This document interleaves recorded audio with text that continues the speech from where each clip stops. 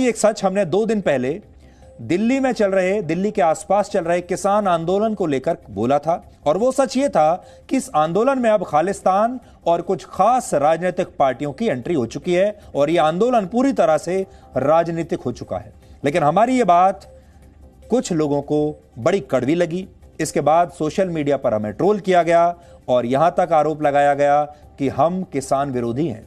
लेकिन सच यह है कि पिछले कई वर्षों में किसानों की परेशानियों के बारे में जितनी खबरें जी न्यूज ने आप तक पहुंचाई हैं, उतनी किसी ने नहीं पहुंचाई। हम किसानों के हर सुख दुख में शामिल रहे हैं और देश को यह बताते रहे हैं कि किसान कितने संघर्षों के बाद 135 करोड़ लोगों का पेट भरते हैं। ये आपको बताने की जरूरत नहीं। जो लोग जी न्यूज को लगातार देखते हैं, जो हमारे दर्शक हैं, वो इस बात को अच्छी तरह से जानते हैं कि किसानों के मुद्दे को लेकर हमने कितना काम किया है।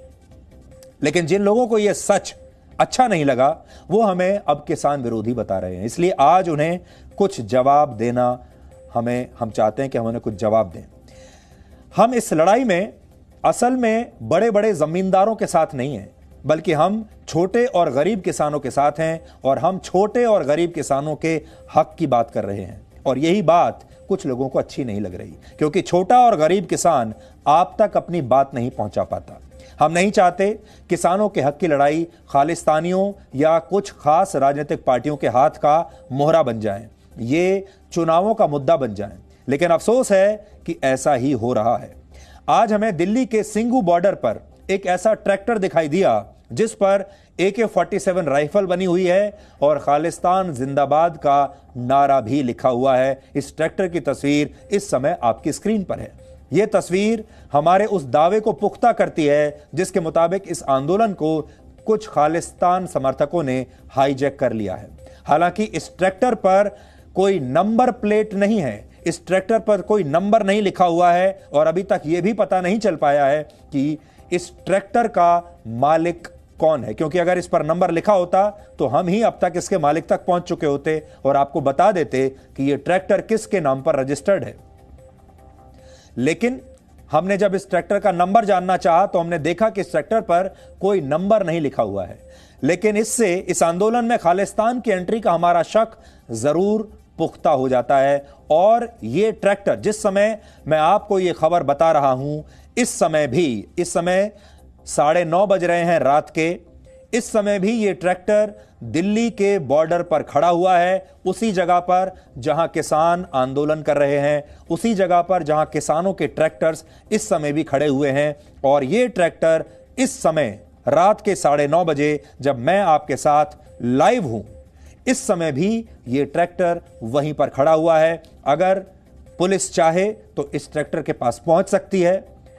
हम जानते हैं बहुत सारे लोग इस समय में देख रहे होंगे, पुलिस के लोग भी देख रहे होंगे।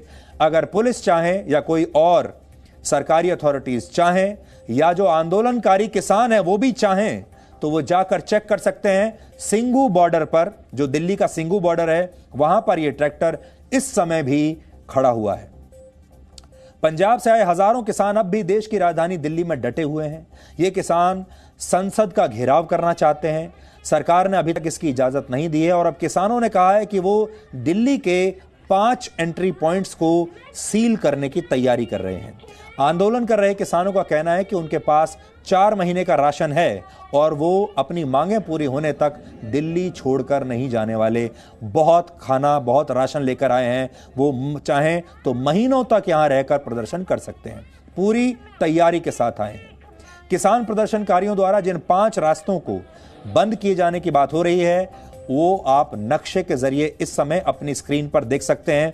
यह खास तौर पर उन लोगों के लिए है जो दिल्ली से बाहर जाने की तैयारी कर रहे हैं या जाते हैं काम से, या फिर वो लोग जो किसी काम से आसपास के राज्यों से दिल्ली में प्रवेश करते हैं। ऐसे तमाम लोगों को हम ये कहना चाहेंगे, थोड़े दिन सावधान रहिए, क्योंकि दिल्ली अब चारों तरफ से घिर चुकी है और इन सारे एंट्री पॉइंट्स को किसान आंदोलनकारी सील कर देना चाहते हैं ताकि कोई भी दिल्ली में प्रवेश ना कर सके और दिल्ली से बाहर ना जा सके।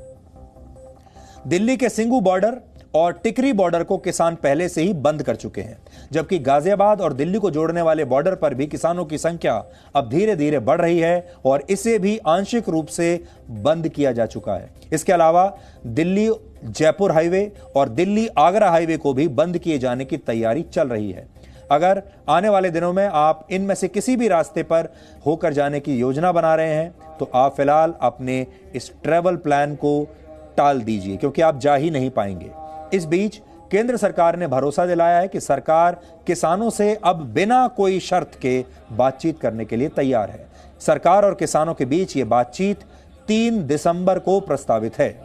वैसे तो किसानों ने यह भी साफ किया है कि वो अपने मंच पर किसी भी राजनीतिक पार्टी को जगह नहीं देंगे, लेकिन यह आंदोलन जिस दिशा में जा रहा है उसे देखते हुए लगता है कि राजनीतिक पार्टियां, कुछ देश विरोधी तत्व और कुछ विदेशी ताकतें इस आंदोलन को हाईजैक कर लेना चाहती हैं और हम बार बार देश के लोगों को, इन किसानों को इसी बात से आगाह कर रहे हैं। हम इन सारे किसानों से कहना चाहते हैं, आप हमें अपना दुश्मन मत समझिए, हम आपके साथ हैं, लेकिन हम आपको ये बताना चाहते हैं कि बहुत सारी राजनीतिक पार्टियां ऐसी हैं, बहुत सारे देश विरोधी ऐसे दल हैं जिनकी नज़र आपके ऊपर है और वो आपके इस आंदोलन को हाईजैक करना चाहते हैं और वो इसका पूरा फायदा उठाना चाहते हैं। और ऐसा ना हो कि ये आंदोलन शुरू तो हुआ है आपकी मांगों को लेकर, लेकिन हो सकता है इसका फायदा आपको ना मिलकर किसी और को मिल जाए, जैसा कि हमेशा हर बार होता आया है। क्योंकि आपने ये देखा है यार, इस देश में पिछले 70 साल से किसानों के नाम पर राजनीति करने वाले नेता अमीर होते चले गए, उनके बंगले बड़े होते चले गए, उनकी गाड़ियां बड़ी होती चली गई, बैंक बैलेंस भारी होता चला गया, लेकिन किसान आज भी उतना ही गरीब रहा। एक बार फिर ऐसा ना हो जाए। इतना ही नहीं, अब इस आंदोलन से जेनेटिकली मॉडिफाइड फसलों को इजाजत देने की मांग भी उठने लगी है। इन्हें जीएम क्रॉप्स कहते हैं। भारत में जेनेटिकली मॉडिफाइड फसलों के उत्पादन पर अभी रोक लगी हुई है, यानी यह गैर कानूनी है।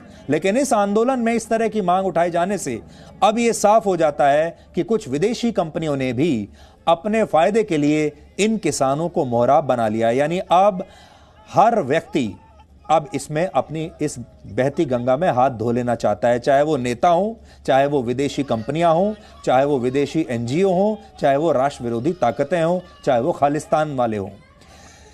ये दुष्प्रचार यहीं समाप्त नहीं होता। इस आंदोलन के केंद्र में किसानों की 2 बड़ी मांगे हैं। पहली है एमएसपी यानी न्यूनतम समर्थन मूल्य को खत्म ना किए जाने की मांग, और दूसरी है सरकारी मंडियों को समाप्त ना किए जाने की मांग। इसलिए इस विषय को आज पूरे देश को पहले समझ लेना चाहिए, इससे पहले कि लोग आपको बहकाना शुरू कर दें। विषय को समझिए ताकि आप अपने तर्क बना सकें।